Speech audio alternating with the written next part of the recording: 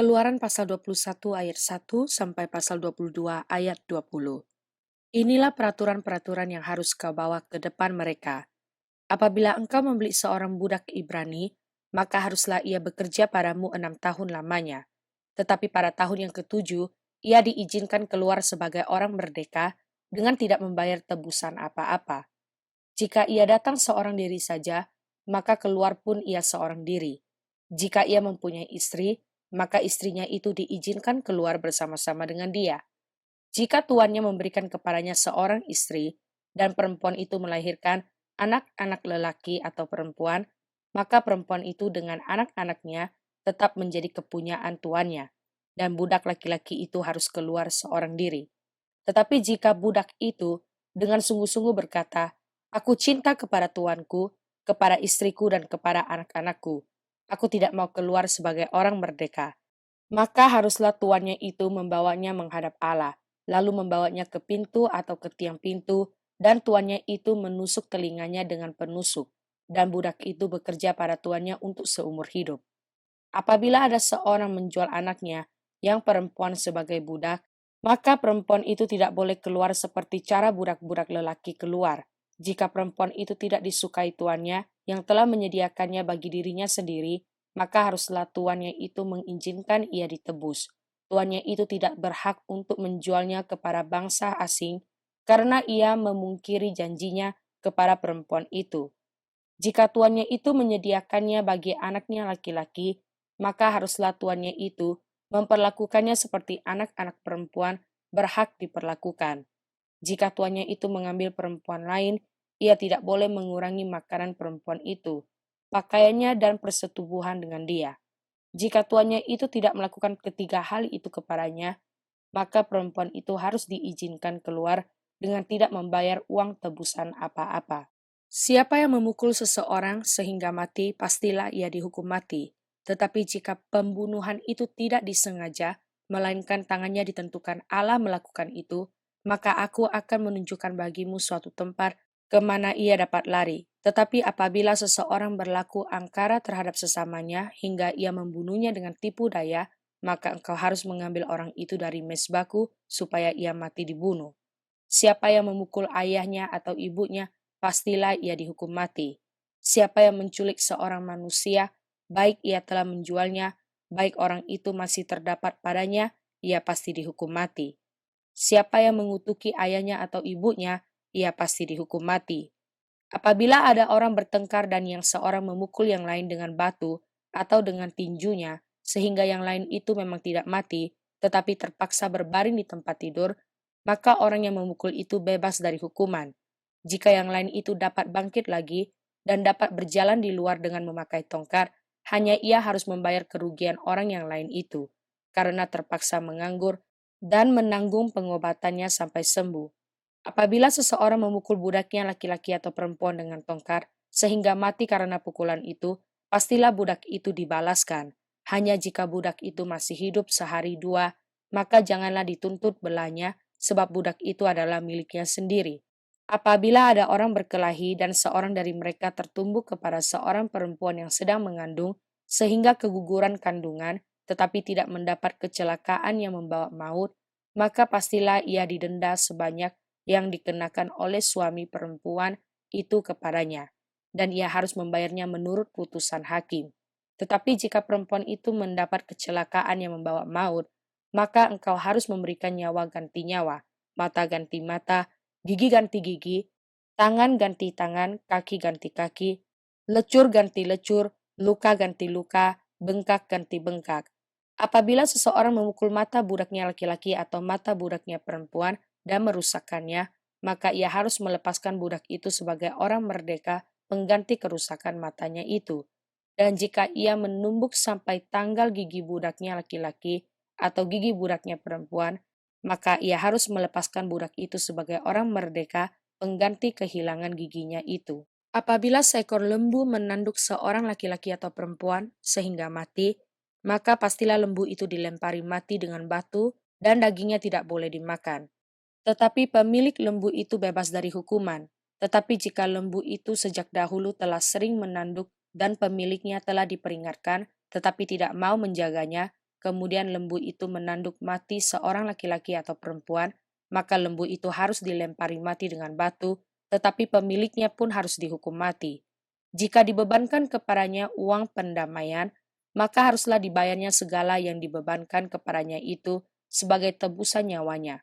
Kalau ditanduknya seorang anak laki-laki atau perempuan, maka pemiliknya harus diperlakukan menurut peraturan itu juga. Tetapi jika lembu itu menanduk seorang budak laki-laki atau perempuan, maka pemiliknya harus membayar 30 shikal perak kepada tuan budak itu dan lembu itu harus dilempari mati dengan batu. Apabila seseorang membuka sumur atau apabila seseorang menggali sumur dengan tidak menutupnya dan seekor lembu atau keledai jatuh ke dalamnya, maka pemilik sumur itu harus membayar ganti kerugian. Ia harus mengganti harga binatang itu dengan uang kepada pemiliknya, tetapi binatang yang mati itu menjadi kepunyaannya. Apabila lembu seseorang menanduk lembu orang lain sehingga mati, maka lembu yang hidup itu harus dijual. Uangnya dibagi dan binatang yang mati itu pun harus dibagi juga. Tetapi jikalau lembu itu terkenal telah sering menanduk sejak dahulu, dan walaupun demikian pemiliknya tidak mau menjaganya, maka ia harus membayar ganti kerugian sepenuhnya. Lembu ganti lembu, tetapi binatang yang mati itu menjadi kepunyaannya.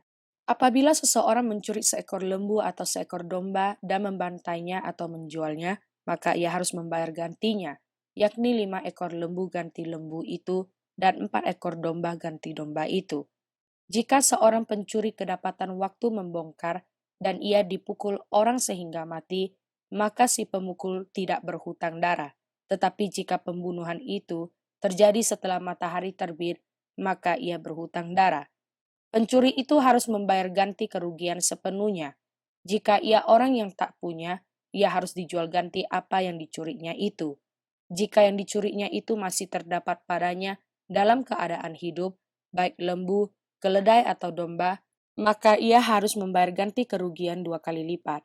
Apabila seseorang mengembalakan ternaknya di ladangnya atau di kebun anggurnya, dan ternaknya itu dibiarkannya berjalan lepas sehingga makan habis ladang orang lain, maka ia harus memberikan hasil yang terbaik dari ladangnya sendiri atau hasil yang terbaik dari kebun anggurnya sebagai ganti kerugian. Apabila ada api yang dinyalakan dan api itu menjilat semak duri, tetapi ditumpukan gandum atau gandum yang belum dituai, atau seluruh ladang itu ikut juga dimakan api, maka orang yang menyebabkan kebakaran itu harus membayar ganti kerugian sepenuhnya. Apabila seseorang menitipkan kepada temannya uang atau barang, dan itu dicuri dari rumah orang itu, maka jika pencuri itu terdapat, ia harus membayar ganti kerugian 2 kali lipat. Jika pencuri itu tidak terdapat, maka tuan rumah harus pergi menghadap Allah untuk bersumpah bahwa ia tidak mengulurkan tangannya mengambil harta kepunyaan temannya.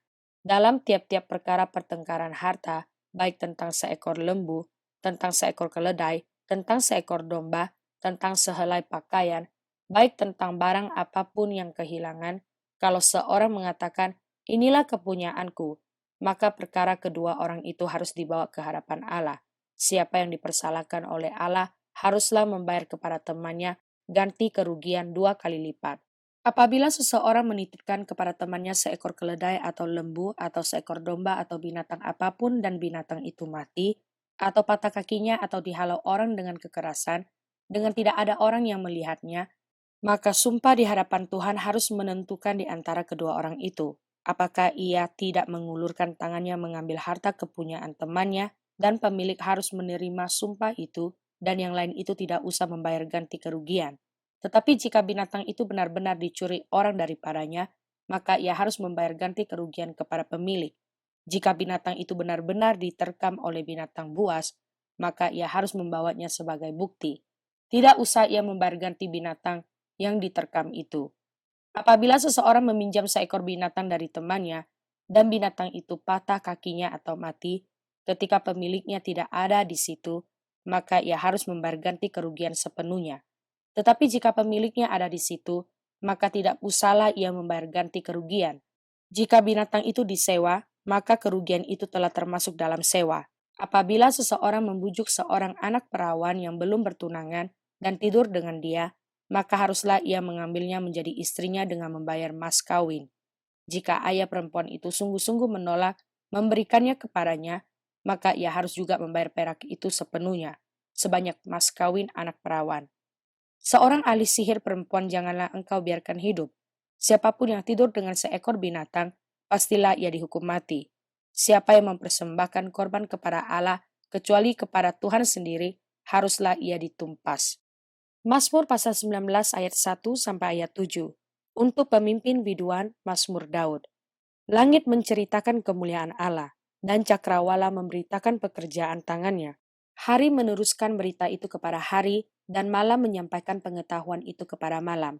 Tidak ada berita dan tidak ada kata, suara mereka tidak terdengar.